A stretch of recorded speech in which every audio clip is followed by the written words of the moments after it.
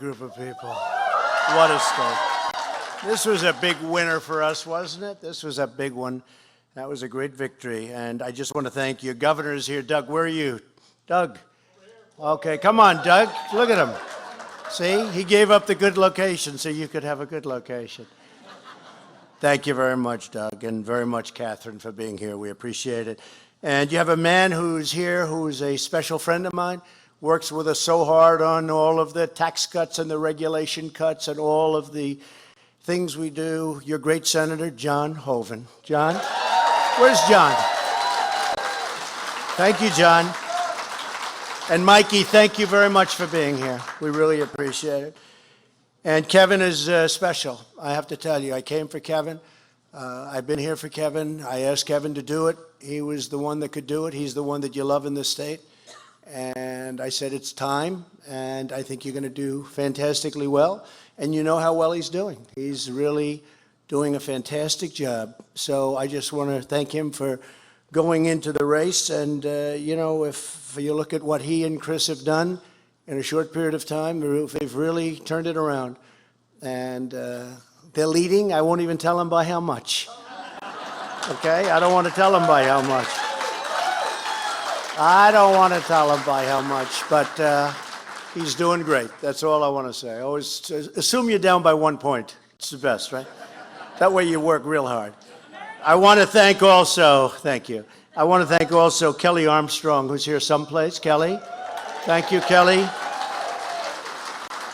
Running for Congress and also really out there, very popular, very outstanding person, and thank you very much. You're going to do fantastic, Kelly. Appreciate it. And Rick Berg, who's the head of the Republican Party. Rick, thank you very much. Thank you, Rick.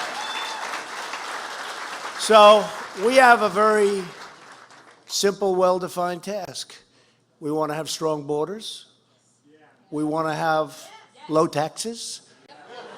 We want to cut the hell out of regulations. We want, and by the way, we want regulations. Somebody very popular guy here was just interviewing me. You know who I'm talking about, great guy.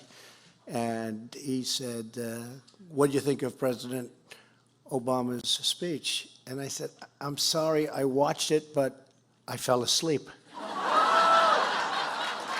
I found he's very good for sleeping. I think he was trying to take some credit. He was trying to take credit for this incredible thing that's happening to our country.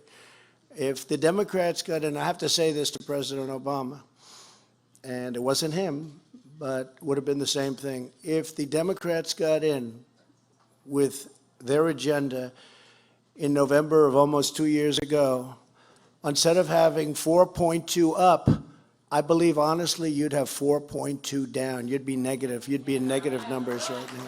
You'd be in negative numbers. We were heading south, and you look at those bad numbers that were there in the last couple of years, it was this way and going in the wrong direction. It was the weakest recovery in the history of our country since, I guess, to be totally specific, because I'm not sure they've gone any further, since the Great Depression in the 20s. It was the weakest recovery we've ever had. It was barely a recovery. And now this is called, not recovery, this is called rocket ship, what's happened. And today numbers came out, and this is something that makes me happy. The numbers were great. The job numbers were great. The numbers have been incredible, almost from the beginning. It took me a few months to get the engine started. And we did that with regulation. I mean, we did that by freeing it up. You had pipelines that couldn't be built. I immediately approved them. Dakota. How about Dakota access? That was a very unfair situation. And, you know, I approved it. I thought there'd be protests. Nobody called me. They just built the pipeline. It's been working ever since. A lot of jobs. It was very unfair. They got their approvals, and then they said, you have your approvals, but you can't build it. You'll never be able to build it. And I was told they would never be able to build it. I approved it on day one. On day one, it was approved. The same thing with Keystone. I approved Keystone. Total of 48,000 jobs, but more importantly, 2 great projects. And we approved them both immediately, and you would have been stuck You would have been stuck. You were never getting that approved. And so many people thank me for that. I guess more importantly, though, when I walked in, I was walking in with Kevin Kramer and walking through the door, and a strong man came up to me, tough kind of a guy, and said, I want to thank you, Mr. President, for saving our country. And he had tears coming down his eyes. This wasn't just a statement, because he had tears coming down, unless he was a real wise guy. But he had tears coming down his eyes. And he said, I want to thank you, Mr. President, for saving our country. And I want to thank you for all of the horrible things that you have to go through, because it's so unfair to you, and it's so unfair to all of the millions and tens of millions of people that voted for you. And it's true. Thank you. Thank you.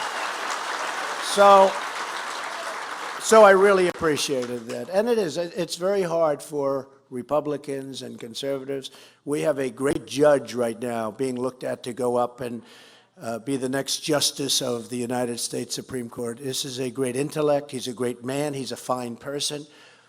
And the way they're screaming and shouting, and it's a disgrace to our country, actually. I don't know if anybody's been watching it. They're making fools out of themselves. And one of those people I'll be running against in 2.5 years. I'll be running against them, and I look so forward to it, because we'll be able to give it back. So forward to it. But the court system is very important. I'm going to be appointing, and have appointed, a record number of judges. We're going to be district court judges. We have Court of Appeals. We have Supreme Court, of course. And one of the reasons that it's so important to get Kevin in is just that. Because, it could change very quickly. And we could actually have, this will be, hopefully everything goes very well with Judge Kavanaugh. He's central casting. 10 years ago, they said he'll be a Supreme Court judge. The intellect is extraordinary, and the man is extraordinary. But they were saying this years ago. I heard it even before I ever thought I'd be doing this, that there was a man named Kavanaugh who's extraordinary. And those are the people we want on the Supreme Court. And we have two of them. We'll have him, hopefully. And we have Justice Gorsuch, who is just an outstanding man. I'm very proud of it. But we have to keep it going. If we don't keep it going, that changes. And if it changes, that affects your Second Amendment rights. That affects so many different things. We don't have to go into it, but it affects so many different elements of your life. I know it's a big Native American population, and I know it's been very tough, and I know Heidi has not done a good job in helping them and taking care of them, and I sort of vote for her because maybe they haven't had the right choices, maybe they don't know about what's going on with respect to the world of Washington and politics, but I have to tell you, with African American folks, I would say, what do you have to lose? As I read a list of the worst things you've ever heard, highest crime rates, worst education, lowest home ownership, and I'd read like 10 items, and I'll never forget, they gave me a list. I was making a big speech, and I'm reading all of these horrible things about crime and education and home and so many things, and I just said, what do you have to lose? Vote for me. What the hell do you have to lose? Do you remember that? And my people all came up to me, you shouldn't have said that, you shouldn't. I said, why? The response was incredible, why? And I used it over and over again, and frankly, we went way up, and now we've produced. Because now African-American unemployment is at the best number in the history of our country. Best number meaning it's at the lowest in the history of our country. And Asian American and Hispanic American and women is 65 years. But Hispanic, think of it, Hispanic is the best number in the history of our country. And Asian is the lowest in the history of our country.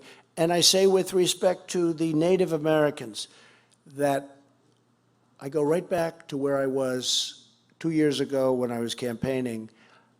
What do you have to lose? What do you have to lose? You put Kevin Cramer into that position, and you're going to see things happen that you'll never see with Heidi. You're just never going to see it with Heidi. So I'll say very respectfully, what the hell do you have to lose? Okay? So I have a list, and the list goes on and on. It's 4 pages of things that the Trump administration has accomplished in a short period of time. It's less than 2 years. This goes on and on and on. And if I read it to you, look at this. This is, each dot is a thing, okay? And some of those things are very big things. More than 4 million jobs created since the election. Think of that. 201,000 jobs just last month, brand new jobs. Wages are growing at the fastest pace in nearly a decade. And what happened this morning? Did you hear that? 2.9%. It's like the best wage number that we've had in many, many years. And that makes me very happy. To me, you know, we had great jobs numbers this morning. They were just announced, and they were fantastic. But the one that stuck out to me was the wage. I mean, people are starting to be able to live. So not only unemployment, but the wages are starting to go up for people. More Americans are now employed than ever before in the recorded history of our country. Think of it. Today, right now, we have more people working than have ever worked. We've created more than 400,000, that's very soon going to be 600,000 manufacturing jobs since my election. Well, President Obama said you won't have manufacturing jobs anymore. They're not around. They're around. Because if you look at what I've done for your coal industry, it's incredible. We had a man who is in the mining business. He said, "Sir, what you've done for the coal industry is incredible because we were dead and now we're vibrant again." Where is he? Where is that guy? Shout out your name, please. I signed his hat. Guy's probably loaded and I'm signing hats. Hey, come up here. Get him up here. Can you try get him up? I don't know. Who the hell knows who he is? All I know he's in the coal business. Who is he? Come on up. See if you can get him up here. He'll have to work through, he's going to have to work through Secret Service, but who cares? I'm telling you, Secret Service, he'll be all right. This guy wants to protect Trump. Come here. Come here. Does everybody recognize him? I don't, but he's one of the biggest. Tell him what you said about the coal industry. Do you mind? This is always very dangerous for me to If when given an order, I guess you obey. What I said is that, you know, for 8 years, the coal industry absolutely had the boot of government on its throat. And many, many jobs were lost, and many towns were destroyed by this, and it was just a horrible thing. Horrible suffering that happened in this country, really for made-up reasons, I think. And what your administration has done is bring us back to life. Jobs have been...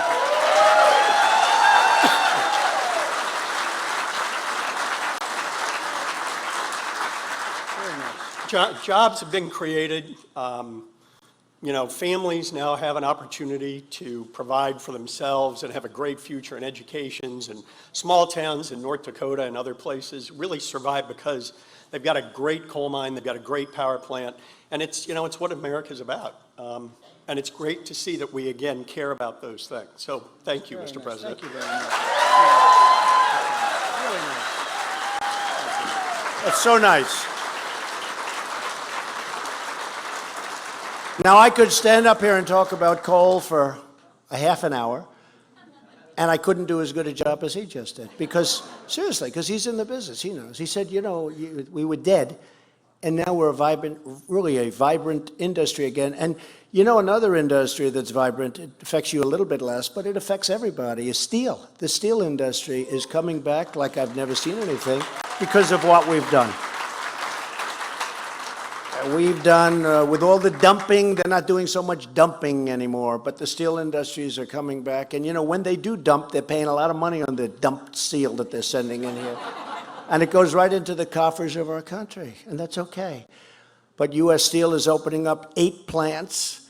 Nucor and others are opening up plants. Some of them are spending close to $1 billion on a brand new plant. The steel industry is one of the great things to be talking about. So the manufacturing jobs are back. They're coming back, and they're coming back at levels. Economic growth, as you know, last quarter, 4.2. New unemployment claims recently hit a 49-year low. Median, think of that. I mean, I'm going through them like, huh. No, think of it. Median household income hit the highest level ever recorded. That's not bad, right? These are some of the biggies. American pensions have grown more than $2 trillion in value since the election. I said before, African American unemployment, the best ever. The best ever, lowest number ever. Hispanic American, Asian American, women, 65 years, sorry about that. It's, I like history better, right? Historic as opposed, I joke, but on women, it's 65 years. Best numbers in unemployment in 65 years. It's good. It'll be historic, I would say, best in history very shortly, probably another 2 weeks. Youth unemployment, the best in half a century. Lowest unemployment rate ever recorded for Americans without a high school diploma. Isn't that a great thing? I mean, nobody even talks about this stuff. That's like, you probably never even heard of these categories. Those are important categories to me. Veterans unemployment recently reached its lowest in more than 20 years, and that's going up rapidly. I even think it's wrong. I think it's a much higher, even much better than that. If it's not, I'll make sure it is, okay? I'll make sure, because we love our veterans. Almost 3.9 million Americans have been lifted off food stamps since my election. 3.9.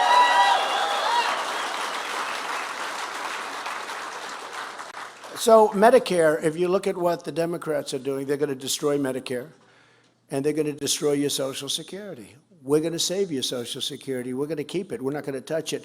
Did you see when I campaigned, I was the only one that said, we're not touching your Social Security.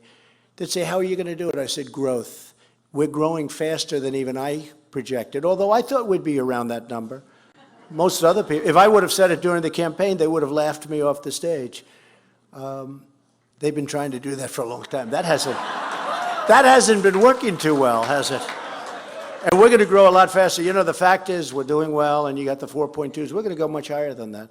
Most people would have said 4.2, that'll take years to get there. Well, it didn't take years to get there, very quick. And last time we were at 3.2, and everybody was shocked. I said, it's going to go much higher. It's going to go much, much higher than anybody believes. You know, when we fix the trade deals, that has a big impact. We're losing $100 billion with Mexico. We're losing anywhere from 25 to 50 billion with Canada. You know, even though Canada likes to say we have no deficit, they're smart in saying that. They have a sheet out that it's $98.2 billion, okay? Their sheet. But they don't show us that sheet. That's meant for other reasons. But they showed $98.2 billion. We're working on a deal with Canada. We'll see if it's good. If it's a good deal for us, if it's good for them, I want it to be good for everybody.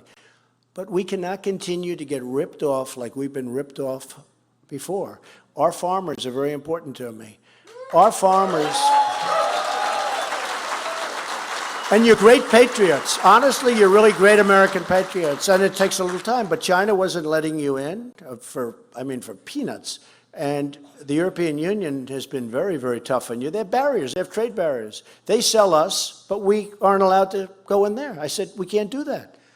And if you're going to do that, we're going to tax your cars, because that's very easy. And that's the biggest money. The cars, it's all about the cars. That's the biggest money. And they're all pouring cars into our country, and we essentially don't tax them. It's 2.5%, but for the most part, they don't pay. You know, why should they pay? Why should they pay the U.S.? They're not used to paying the U.S. Now they're paying. But it's only 2.5%. And with them, number one, they don't take our cars. And number two, if they do, their tariff is many, many times the amount that they pay us. So we tax the cars. And as soon as they say that, they all say, okay, we'll make a deal. So every time I have a problem with any of these, many of these countries that we're talking about, especially the big car countries, I just say, okay, look, we can't make those deals. That's okay. I'm going to put a 20% tax on your cars. We'll do it. We'll do it. We'll agree. We'll agree. I mean, actually, in some countries, including Canada, a tax on cars would be the ruination of the country. That's how big it is. It would be the ruination of the country. Now, they've taken advantage of us for many decades. We can't let this happen anymore. We have a country to run. You know the expression, we have a company to run. Well, we have a country to run. And when I get these horrible trade deals, these are one-sided horrible deals. I think NAFTA, I mean, a lot of people forget, but I think NAFTA has been the worst trade deal ever. I actually think World Trade Organization was probably the worst of all. But a lot of people don't know what that is. But that allowed China to become this great economic power. And I'm a big fan of President Xi, but I told him, I said, we have to be fair. We can't let China take out $500 billion a year out of the United States and rebuild itself. We have some of these countries, they're considered growing economies. They're considered nations that are not mature yet, so we are paying them subsidies. The whole thing is crazy. You know, like India, like China, like others, we say, oh, they're growing, I see. So I want to be put down in that category because we're growing too. We're going to grow faster than anybody. And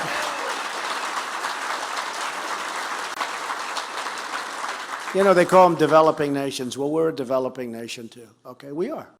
As far as I'm concerned, we're a developing nation.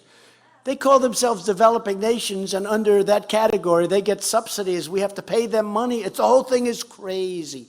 But we're going to stop it. We're going to stop it. We have stopped it. And when we're securing militarily, John Kelly is here, General Kelly. He's great. When we're securing the wealthy countries from outside harm because we're paying for their military, I think it's fine, but they got to pay us for this. We're watching the whole world, and they take it for granted. For years and years, we've been protecting these countries. They're making a fortune. They've had very little military cost. We have the biggest military cost in the world. Most of it goes to protecting outside countries, some of whom don't even like us. I mean, we're protecting countries that have, I got to say, they do have respect for us now, but they didn't have any respect for us. And they got to pay. They got to pay, when they're wealthy. Now, we are going to protect some people that need help, and that's okay. That's understandable. We all understand that. But when we're protecting these massively wealthy countries, I'm not going to name them, but you probably know some of whom I'm talking about, they got to pay. Because we're not going to be the protector of the world and lose a fortune and have our taxpayers paying while these other countries are living very beautifully thanks to us. Not fair. So we changed that around. I hope everybody agrees with that.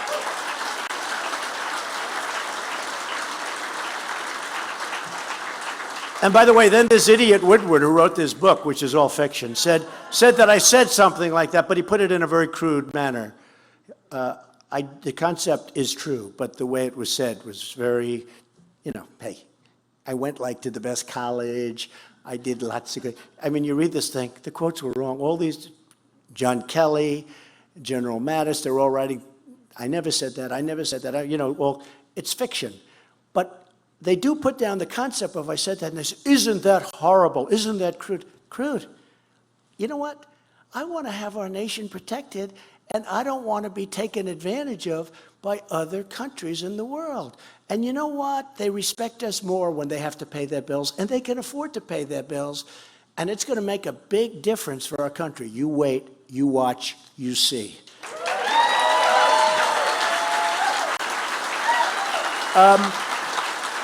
And so many other things. I could go, helped with the Olympics. We got the Olympics. We just got the World Cup. That's small stuff compared to, I must tell you. We opened Anwar, potentially the biggest in the world, right? They've been trying to do it for 45 years. We have a record number of regulations eliminated in the history of this country in less than 2 years. I've cut more regulation than any other president, regardless of how long they've served. And I think that might have been just as important as the tax cut. Regulatory relief for community banks. They were dying, the community banks. Now they can loan you money. Make a good deal, please. We enacted all sorts of different elements for credit unions to come, so they make it possible for you. My administration is providing more affordable health care options for Americans through association health plans and short-term duration plans. We have all sorts of health care. We actually had it beaten, but that's a long story. We repealed and replaced, but we'll do it. We'll do it. We had it done, but something happened.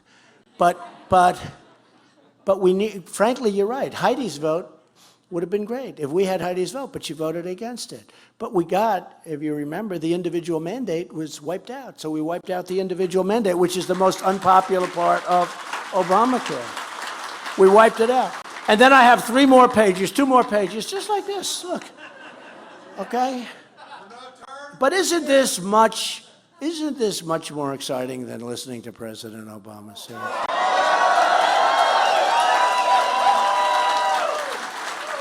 Because we get things done. All of this, like the gentleman from the coal industry. I mean, I've had that from so many people. I've had it from so many other industries. What we're doing for timber and lumber, what we're doing for so many other industries, what we're doing for cars. Plants are moving back to the United States. They're coming into Michigan. They're going into Ohio. They're going into Pennsylvania. They're going into North Carolina. We have a lot of them coming back in. Tremendous. And we have just started. One of the things I wanted is I don't want our companies, and I just insist on, I don't want our companies moving to other countries, firing everybody, losing these great companies and losing these great jobs. And that's the thing I'm most insistent on with trade deals. We did NAFTA, our country emptied out. They still have empty places up in New England, these big factories that are all empty. They went and moved to Mexico and other places, but they moved to Mexico. So I could go on and reached so many different things. We've started the wall. It's moving along. Kevin is a big fan. Kevin's a big fan of the wall. And I just say this. We have so many things. I will put it very strongly. Your Second Amendment is under siege. You put the wrong person in there, they're going to vote with Schumer. Look, Heidi is going to vote with Schumer and Nancy Pelosi.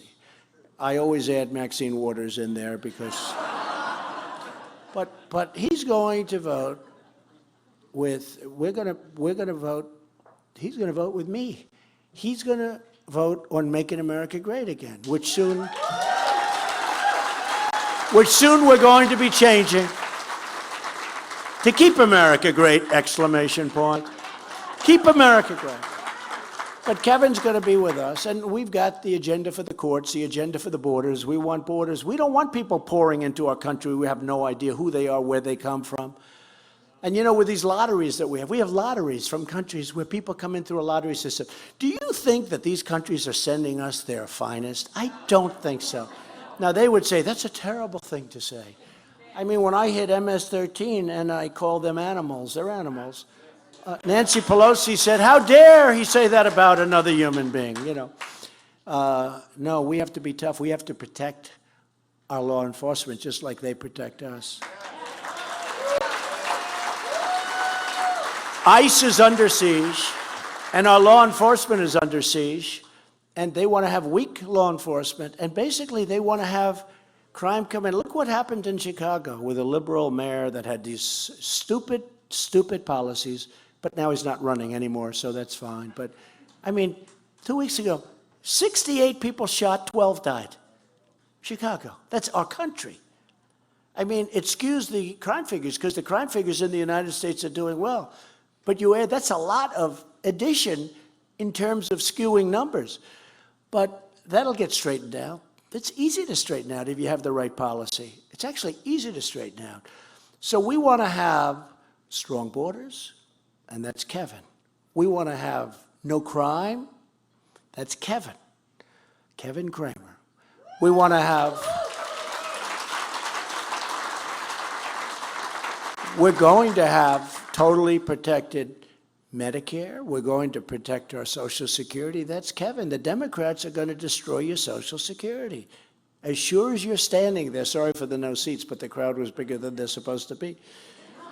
But as sure as you're standing there, they want to destroy your Social Security. We're going to protect it. Kevin's going to protect your Second Amendment, and so am I. But you know, things like that, that's a very important thing. And things like that, they are under siege, and things like that can disappear very, very quickly if you don't have the right people. So I'm here for Kevin Cramer. I want to thank you all for supporting him. It's an honor for me because he's a very special man. I really said, you really owe it to the country. You have to do this. You have to do this. We need that vote. We need him. We need his brain power. We need his presence in Washington, D.C., because that place is brutal.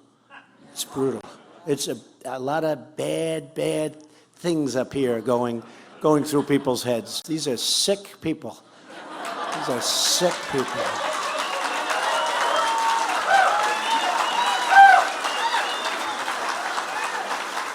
I mean, the deceit and some of these Democrat senators, oh, Mr. President, how are you? I'm such a fan, blah, blah, blah. Then I see him on television 10 minutes later. We must get rid of this guy. I say, wait a minute, I just said hello to the guy 15 minutes ago. He's hugging and kissing me. He's hugging, he's kissing, and then he's talking. These people, it's bad. I used to say real estate guys in New York, they're really tough. Now I say they're babies. They're babies. But we need Kevin there. We have to have him. So I'm here for him. I honor him, and I honor you for helping. Thank you all very much. Thank you. Thank you.